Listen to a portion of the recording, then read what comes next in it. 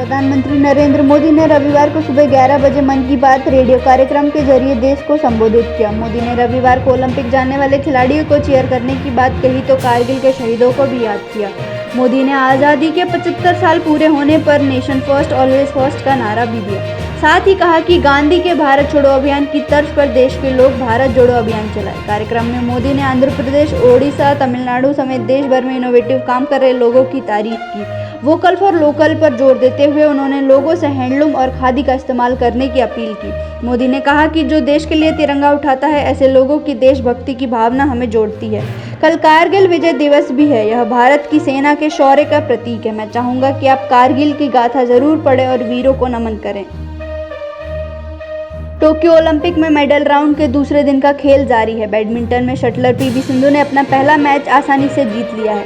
Rowing से भी अच्छी खबर आई है। पुरुषों के light weight double sculls event में अर्जुन लाल और अरविंद सिंह की जोड़ी रैप चेज रेस के जरिए सेमीफाइनल के लिए क्वालिफाई कर गई है। दूसरी ओर शूटिंग और टेनिस में भारतीय खिलाड़ियों ने निराशाजनक प्रदर्शन किया। महिलाओं के 10 मीटर एयर पिस्टल इवेंट में भारत की मनु भास्कर और यशस्विनी देसवाल फाइनल के लिए क्वालिफाई नहीं कर सकी।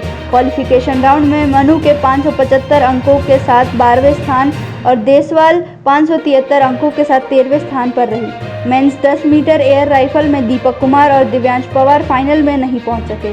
दीपक 624.7 अंकों के साथ 26वें और दिव्यांश 622.8 अंकों के साथ 32वें स्थान पर रहे। टेनिस में भारत की सानिया मिर्जा और अंकिता रैना की जोड़ी महिला डबल्स के पहले ही राउंड में हारकर बाहर हो गई।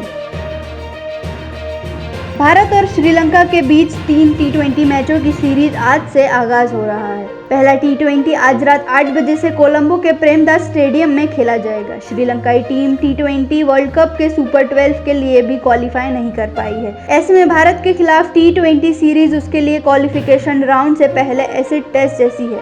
श्रीलंका की टीम पिछले 20 में से 14 मैच हार चुकी है। 5 में उसे जीत मिली और 1 मैच का कोई नतीजा नहीं निकला। दूसरी ओर टीम इंडिया के पास अक्टूबर में शुरू हो रहे टी20 वर्ल्ड कप से पहले अपने व्हाइट बॉल स्पेशलिस्ट खिलाड़ियों को आजमाने का मौका है।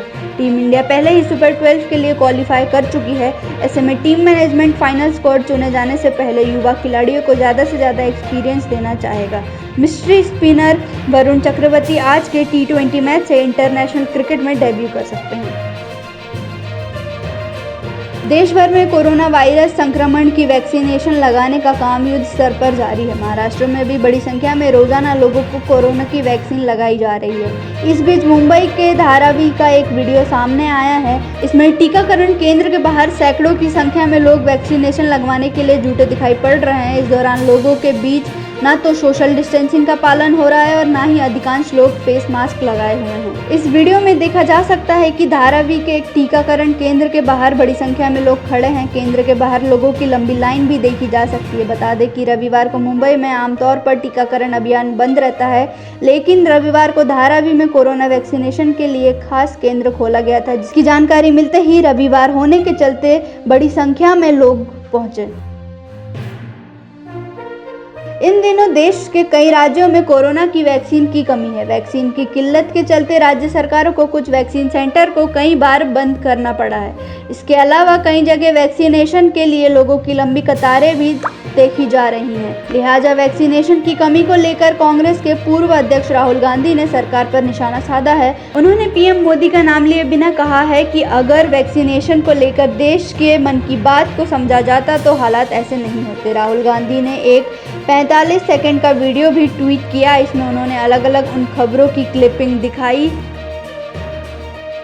महाराष्ट्र में पिछले कई दिनों से हो रही तेज बारिश ने अब बाढ़ का रूप ले लिया है। महाराष्ट्र के कई गांव बाढ़ में समा चुके हैं। महाराष्ट्र में बाढ़, बारिश और भूस्खलन ने इस कदर तबाही मचाई है कि अब तक 112 लोगों की मौत हो चुकी है और जबकि कई लोग लापता हैं। राहत और पुनर्वास विभाग ने जानकारी देते हुए कहा कि भूस्खलन के कारण हुए हादसे में मलबे से लोगों को निकालने का काम लगातार जारी है। राज्य में बाढ़ की स्थिति को देखते हुए अब तक करीब 1,35,000 लोगों को बाढ़ प्रभावित इलाकों से निकाला गया है। राहत और बचाव कार्य से जुड़े अधिकारियों के मुताबिक बाढ़ के चलते अब तक 3,221 पशुओं की मौत हो चुकी है और कई लोग घायल हुए हैं। विपक्षी दलों के लिए 2024 की चुनावी रणभूमि काफी अहम है। इसके लिए राजनीतिक दल अभी से तैयारी में जुट गए हैं, लेकिन विपक्षी दलों को लेकर सबसे बड़ा सवाल यही है कि 2024 में बीजेपी को हराने के मकसद से पीएम मोदी के खिलाफ उसका मुख्य चेहरा कौन होगा। इस बीच पश्चिम बंगाल में तीसरी बार सरकार बना चुकी तृणमूल कांग्रेस की प्रमुख और मुख्यमंत्री ममता बनर्जी ने लोकसभा चुनाव में विपक्ष का नेतृत्व करने के लिए अपनी दावेदारी पेश की है। कई दल उनके साथ आने को तैयार हैं, लेकिन एक सवाल यह भी खड़ा हो रहा है कि क्या कांग्रेस भी टीएमसी के नेतृत्व में 2024 का चुनाव लड़ेगी। सवाल का जवाब कांग्रेस की ओर से दे दिया गया है। सोनिया गांधी और ममता बनर्जी की एक मुलाकात संभव है। इस बैठक से पहले ही कांग्रेस ने यह साफ कर दिया है कि अगर 2024 में बीजेपी के खिलाफ कोई विपक्षी मोर्चा बनेगा तो उसका नेतृत्व यूपीए प्रमुख सोनिया गांधी ही करेंगी। वेटलिफ्टर मीराबाई चानू ने टोक्यो ओलंपिक की प्रतिस्पर्धा के पहले दिन ही रजत पदक जीतकर भारतीय खेलों में नया इतिहास रचा। पुरुष हॉकी टीम और टेनिस खिलाड़ी सुमित नागल ने सकारात्मक शुरुआत की, लेकिन निशानेबाजी, मुक्केबाजी और तीरंदाजी में भारत को शनिवार को निराशा हाथ लगी।